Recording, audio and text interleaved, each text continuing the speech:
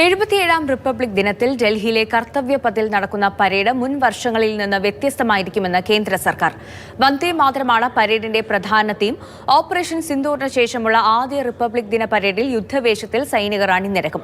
VIP സംസ്കാരം അവസാനിപ്പിക്കുന്നു എന്നതാണ് പരേഡിലെ മറ്റൊരു പ്രത്യേകത.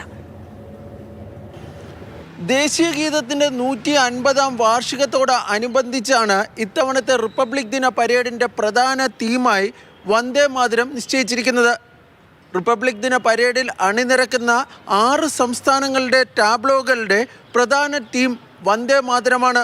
മുൻ വർഷങ്ങളിൽ നിന്ന് വ്യത്യസ്തമായി ഇത്തവണ പരേഡ് കൂടുതൽ ആകർഷണവും രസകരവുമാക്കുന്നതിനുള്ള നടപടികളാണ് കേന്ദ്ര പ്രതിരോധ മന്ത്രാലയം സ്വീകരിച്ചു വരുന്നത്. ഇന്ത്യൻ കരസേനയുടെ ശക്തി വിളിച്ചോതുന്ന ആധുനിക മിസൈലുകൾ, മെഷീൻ ഗണ്ണുകൾ, ആയുധങ്ങൾ, ടാങ്കുകൾ, സൈനിക വാഹനങ്ങൾ, ഡ്രോണുകൾ എന്നിവ പരേഡിന്റെ ഭാഗമാകും. ബ്രഹ്മോസ് മിസൈലുകളും അത്യാധുനിക റോബോട്ടിക് മ്യൂളുകളും പരേഡിൽ പ്രദർശിപ്പിക്കും. കരസേനയുടെ ഭാഗമായ ഇന്ത്യൻ ബ്രീഡ് നായ്ക്കളും പരേഡിൽ അണിനിരക്കും. Ladakh scout battalion, Bhairav battalion എന്നിവ പരേഡിന് കൊഴുപ്പേകും.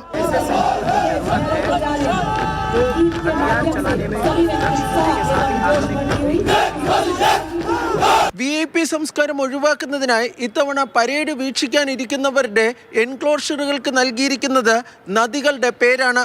90 മിനിറ്റാണ് റിപ്പബ്ലിക് ദിന ചടങ്ങുകളുടെ ദൈർഘ്യം. 77,000 പേർക്കാണ് ഇത്തവണ പരേഡ് കാണുന്നതിനുള്ള സൗകര്യം ഏർപ്പെടുത്തിയിരിക്കുന്നത്. B Balagopal, Mathrubhumi news, Delhi.